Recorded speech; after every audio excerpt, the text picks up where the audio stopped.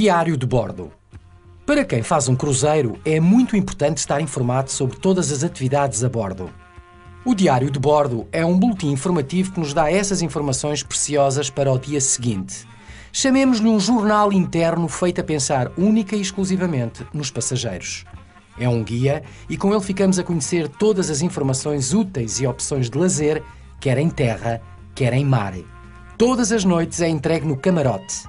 O diário de bordo descreve-nos a cidade e os pontos turísticos que podemos visitar nas diversas excursões no dia seguinte ou as atividades a bordo em caso de navegação. Com ele, sabemos os horários de chegada e partida do navio nos diversos portos turísticos e até mesmo outras curiosidades, as milhas náuticas a navegar, os mapas, bem como a previsão meteorológica. Neste jornal destinado aos passageiros, saberemos também quais são os diversos espetáculos a bordo ao longo do dia, bem como as diversas lojas e as suas promoções para as apetecíveis compras dentro do navio. O diário de bordo é igualmente um documento que devemos levar para a terra a quando de uma saída, pois tem indicações e contactos preciosos, quer do representante nessa cidade ou porto, quer dentro do navio.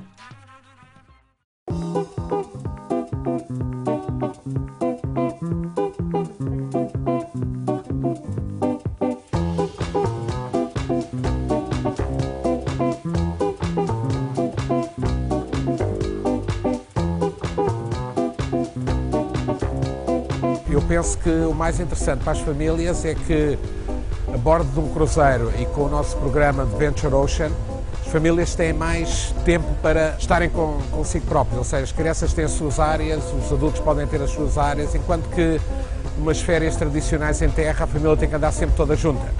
E normalmente, por experiência própria, as crianças acabam por ditar aquilo que a família faz. E aqui eu acho que há um equilíbrio maior.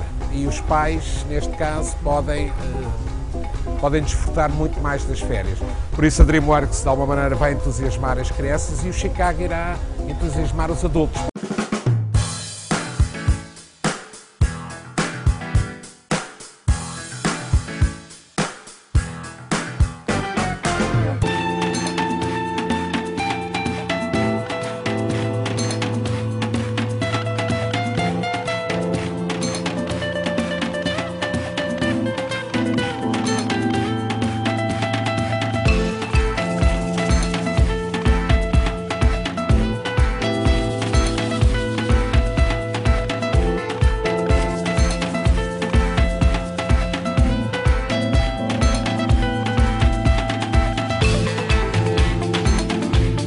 Um pouco de várias opções numa só. Aqui encontram tudo muito mais próximo, tudo muito mais, um acesso muito mais fácil. Eu penso que essa será, digamos, a grande vantagem, ter estas duas possibilidades, tanto para os mais novos como para os mais velhos.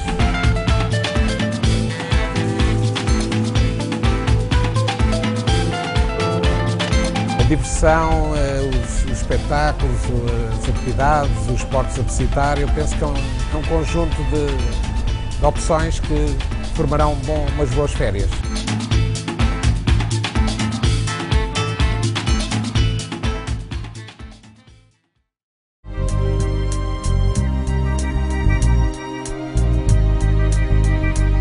A paixão pelos navios, o interesse de facto que eu tenho, vem desde sempre, praticamente, desde que eu nasci em 56 e tenho recordações ligadas aos navios.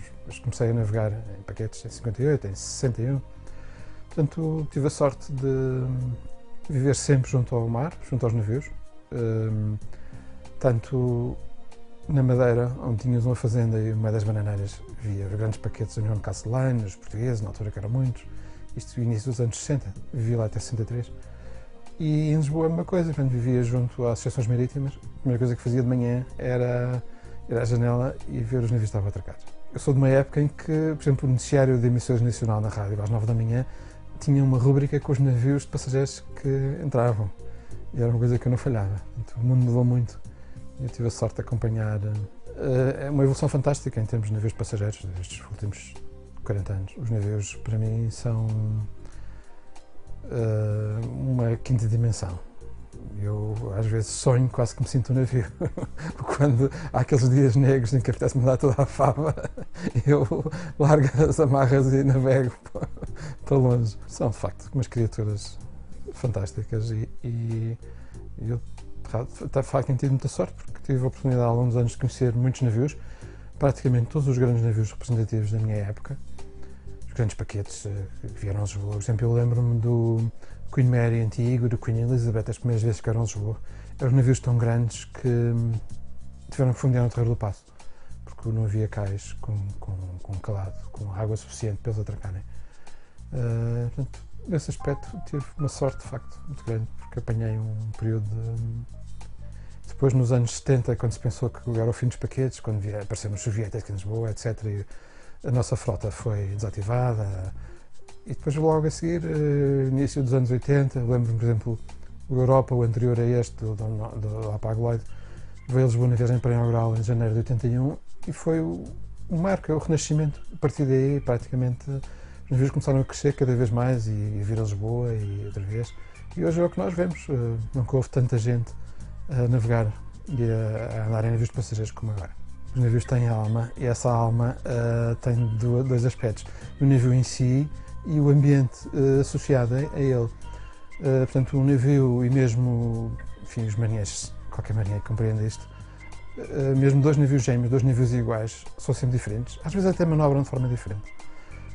Por outro lado, uma tripulação faz um navio, os passageiros fazem um navio, os locais por onde ele navega, tudo. É um mundo fascinante. Gosto de todos, basicamente todos os navios e do mar, eu tenho fascínio pelos navios e pelo mar, com uma predileção muito grande pelos navios de passageiros, os paquetes, os navios de cruzeiro e os navios portugueses de maneira geral.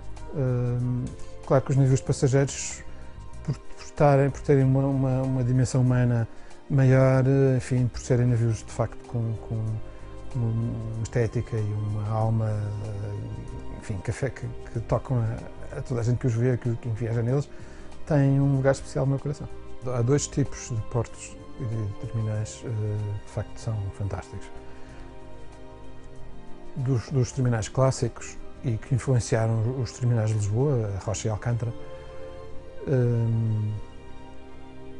são os italianos. Pelas particularidades que têm, que eu revesto depois em Lisboa, a Nápoles. Nápoles é um porto lindíssimo, Vesúvio, e, enfim, aquela luz também semelhante à nossa. De facto, Nápoles é um porto que eu gosto muito. Também gosto muito de um outro porto, uma perspectiva diferente. Gosto de Valletta, em Malta, e há um outro que é presença obrigatória todos os anos, no dia 31 de dezembro, para mim, que é o Funchal. O Funchal, o Porto de Funchal é lindíssimo, também a aproximação também é lindíssima, especialmente quando os navios vêm do sul, mas há muitos. O Rio de Janeiro, por exemplo, também é um porto. Entrar no Rio de Janeiro é também uma coisa de sonho.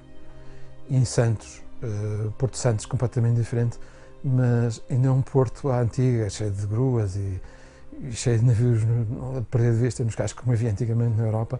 Cada um tem o seu fascínio. Os portos alemães também são interessantíssimos, cheios de história.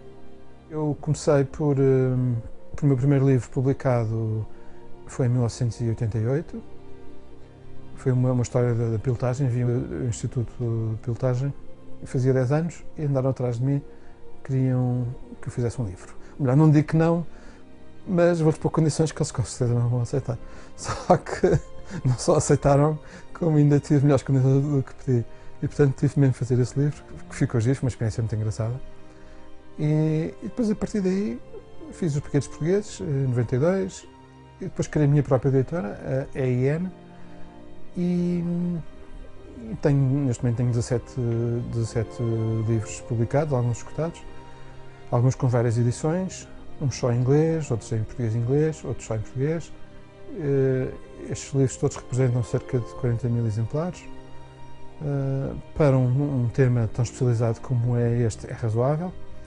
Claro que há um aspecto muito importante aqui, os meus livros vendem-se no estrangeiro. Inglaterra, França, Estados Unidos, enfim, Alemanha, Noruega, vários países. E, enfim, hoje em dia vivemos numa aldeia, isto é tudo global. Por outro lado, eu estou inserido num grupo de investigadores ligados à história dos navios e dos cruzeiros. Não seremos mais de 100 em todo o mundo, portanto, dedicamos a investigação séria sobre a história dos navios e, enfim, os mercados, etc. E escrevemos livros e acabamos por nos conhecer todos. Tenho um blog específico, sempre sobre o navio, gosto muito, e em que volta também embarca o Crioula, um navio histórico português. Tenho um blog sobre aviões, também acho uma certa graça, embora durante muito tempo considerasse que o avião era o inimigo do navio, mas isso já passou, hoje são grandes amigos e, de facto, se não fossem os aviões, os cruzeiros não tinham tido o crescimento que tiveram na década de 70.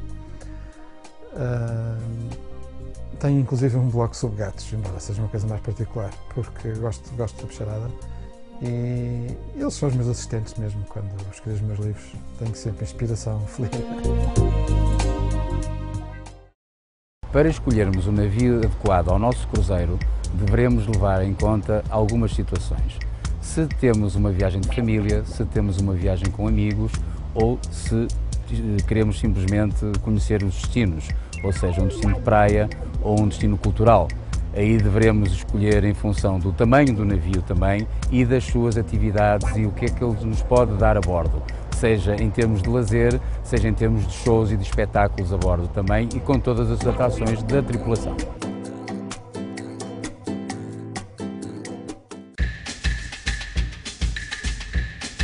Quem planeia fazer férias a bordo de um cruzeiro vai encontrar vivências e emoções que jamais esquecerá.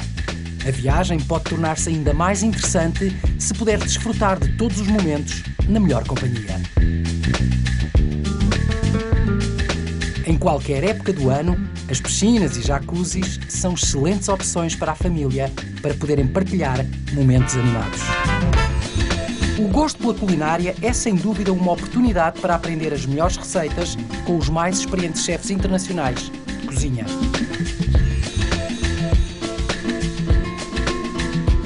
A gastronomia a bordo pode ser, sem dúvida, um momento de prazer.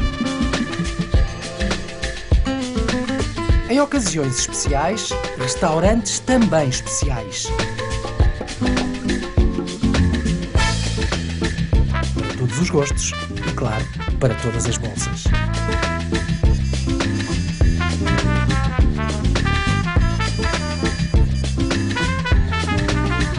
O luxo é outra das características que podemos encontrar e usufruir a bordo de um navio.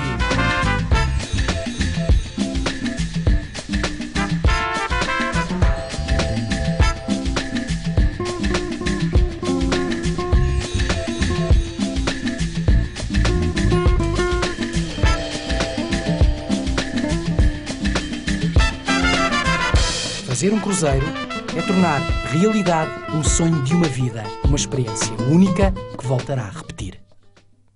Se quiser estar a par de todas as novidades do programa, visite a página Cruzeiros no Facebook, onde encontra toda a informação atualizada.